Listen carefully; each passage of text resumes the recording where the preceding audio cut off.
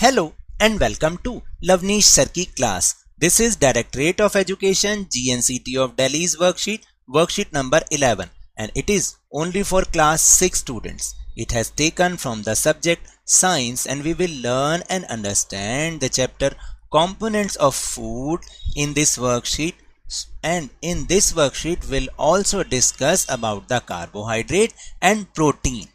So students, आज की इस वर्कशीट में हम चैप्टर कंपोनेंट्स ऑफ फूड को ले रहे हैं, और कंपोनेंट्स ऑफ फूड में जो फर्स्ट और सेकंड कंपोनेंट हैं, बहुत सारे कंपोनेंट होते हैं जिसमें से हम कार्बोहाइड्रेट और प्रोटीन के बारे में अंडरस्टैंड करेंगे, कुछ जानेंगे, कुछ इंफॉर्मेशन को अंडरस्टैंड करेंगे. So without wasting our time, let's start and understand with me.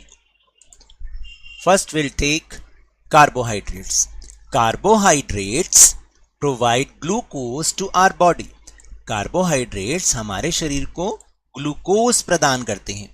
This glucose is then converted into energy to support the functions of the body.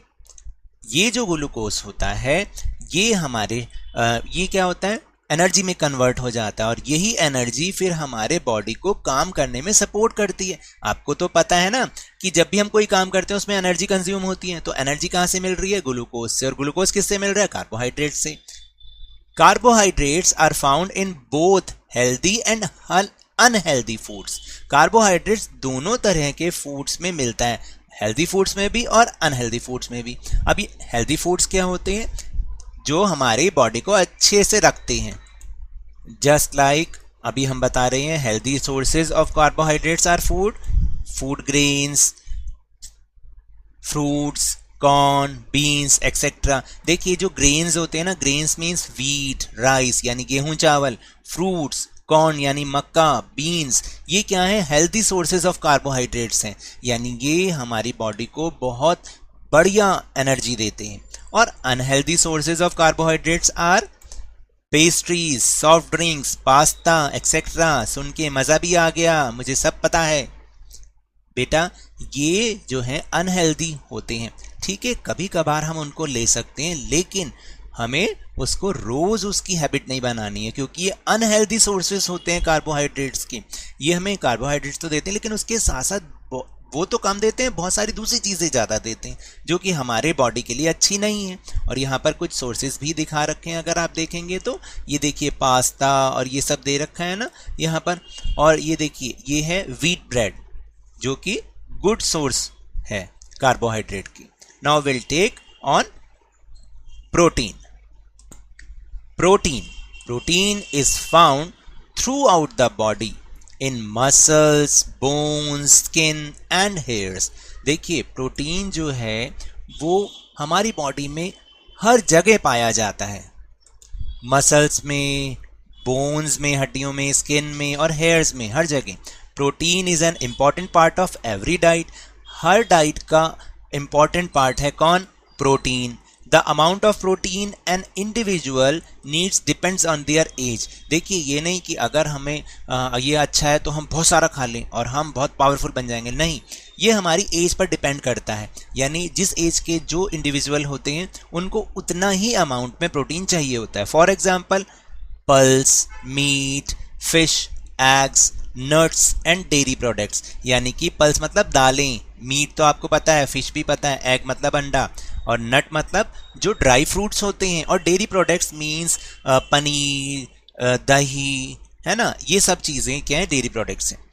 It helps body to build and repair cells. ये क्या करते हैं? हमारी body में जो sales होते हैं ना, बहुत सारे सेल्स होते हैं, आपको पता है, आपने पहले भी समझा है. तो क्या होता है, जब भी हम कोई काम करते हैं तो इनमें जो है टूट फूट होती रहती है, तो ये उनको रिपेयर करते हैं और नए सेल्स बनाते हैं. It is important for growth. ये ग्रोथ के लिए बहुत इंपॉर्टेंट है. एंड डेवलपमेंट, और हमारे डेवलपमेंट के लिए जब हमारी ग्रोइंग एज होती है ना, तो हमारे लिए प्रोटीन बहुत इंपॉर्टेंट है, स्पेशली ड्यूरिंग चाइल्डहुड यानी बचपन में, एडोलेसेंस यानी किशोरावस्था जो अभी आपकी चल रही है, शुरू हो गई है 11 के बाद सारी, ठीक है. और फिर प्रेगनेंसी में भी इसकी बहुत ज़रूरत होती है. अब आप समझे कि प्रोटीन कितना इंपॉर्टेंट है हमारी बॉडी के लिए. So here are some protein sources given. fish, meat, egg, pulses and nuts. Cashew मतलब काजू. Okay, now we'll move on question answer section. So the first question is choose the correct answer from the given options, below given options.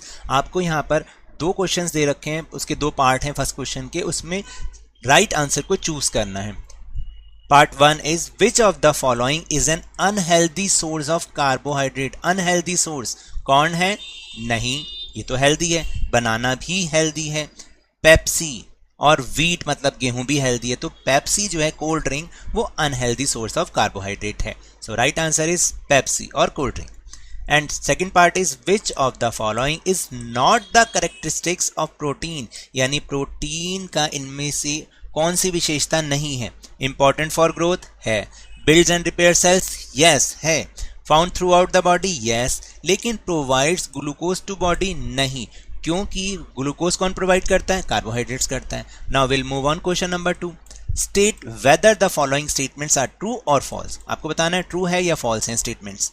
Protein is important for development during childhood, yes. अभी हमने समझा है कि childhood में protein की बहुत ज़्यादा ज़रूरत होती है, तो इट इज़ ट्रू.